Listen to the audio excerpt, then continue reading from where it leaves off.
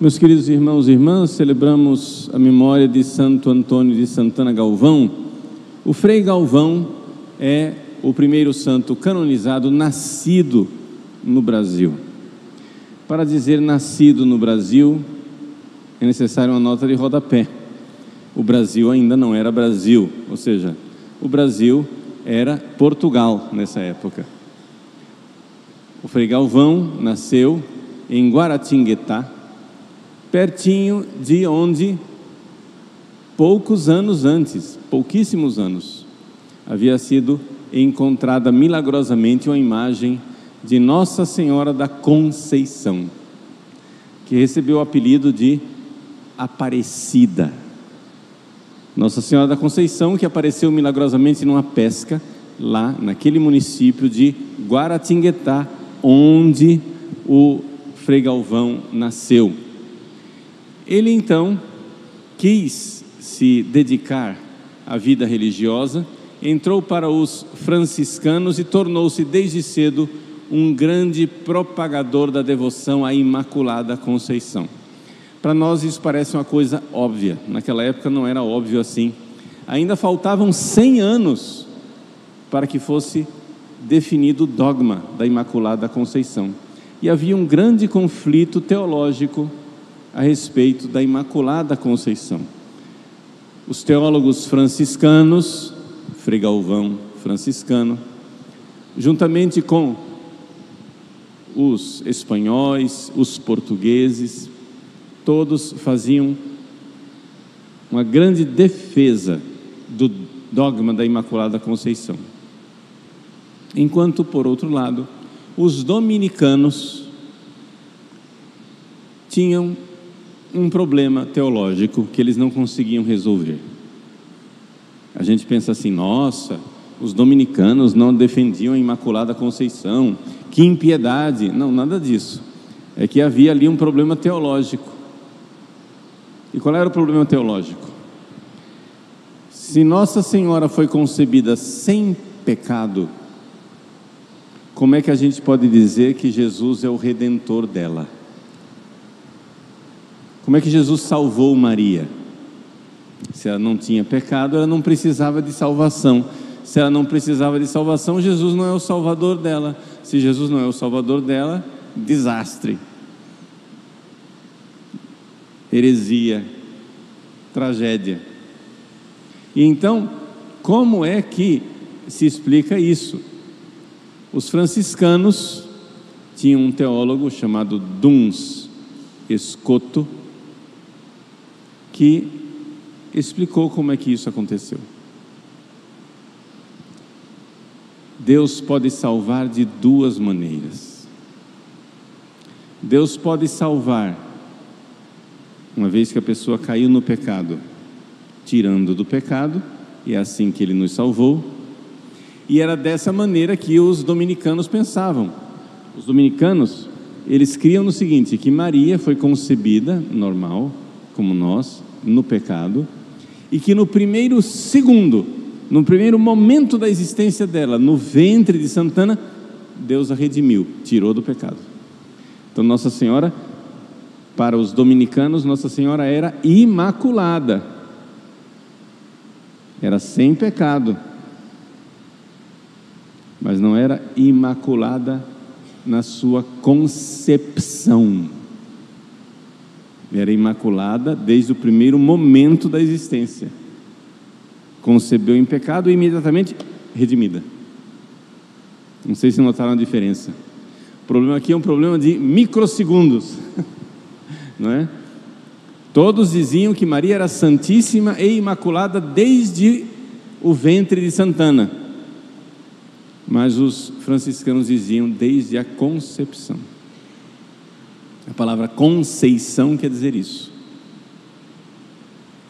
Então a primeira forma de Deus redimir uma pessoa é que a pessoa, por uma fração de segundo, esteve no pecado e Deus a redimiu.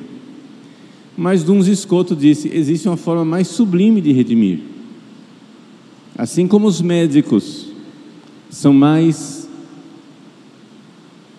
digamos assim, eficazes quando evitam que o doente caia na doença, O médico é bom quando ele tira a pessoa da doença, mas se ele evita que a pessoa sequer caia na doença, ele é melhor ainda. Assim, Deus é o supremo e perfeito médico que pode fazer, e foi isso que ele fez com a Virgem Maria, fazer com que ela sequer caia no pecado. Então, Deus, que é eterno e tudo vê,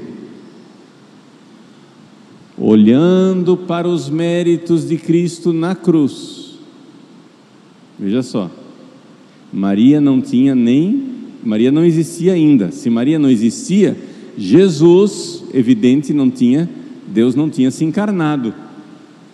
Mas Deus, olhando lá para frente, na cruz, no Calvário, olhando os méritos salvadores de Cristo, salvou Maria no ventre de Santa Ana. Vejam que realidade mais extraordinária de bondade. Tendo em vista os méritos do Salvador, que viria através dela, Deus então, desde o primeiro instante de sua concepção, preservou, essa é a palavra, a Virgem Maria do pecado. Fez com que ela jamais tivesse contato com o pecado. Ela é a Virgem intacta. Satanás nunca pôs as suas garras nojentas nela. Nossa Mãe bendita, desde o primeiro momento de sua concepção, foi redimida, foi salva. E assim, era isso que criam os franciscanos, e as coroas da Espanha e de Portugal se dedicaram à defesa desta doutrina. Por isso, na Universidade de Coimbra, todos os professores, antes de poderem ensinar alguma coisa na universidade, todos os professores precisavam fazer um juramento de que iriam defender o dogma da Imaculada Conceição. Isso quer dizer que na Universidade de Coimbra os dominicanos tinham uma vida difícil, mas a nossa fé triunfou, né? E assim os reis de Portugal consagraram Portugal, e o Brasil era Portugal naquela época, a Imaculada Conceição. Foi neste Portugal, que era o Brasil, consagrado à Imaculada, que nasceu Santo Antônio de Santana Galvão, defensor da Imaculada. Ele então fez muitas obras de bondade e misericórdia, pregando o Evangelho. Uma das coisas que ele fez foi que na pequena cidade de São Paulo, porque São Paulo era pequena na época, na pequena cidade de São Paulo, fundou um convento de irmãs concepcionistas, aquelas mesmas de Nossa Senhora do Bom Sucesso. E essas irmãs concepcionistas, a palavra concepcionista já te diz, né? Imaculada Conceição. Elas eram ligadas aos franciscanos, não eram franciscanas, mas eram concepcionistas. Defendiam a Imaculada Conceição, e ali o Frei Galvão, no final de sua vida, quis morar. Tal era a importância do Frei Galvão para a conversão e a evangelização da cidade de São Paulo, que quando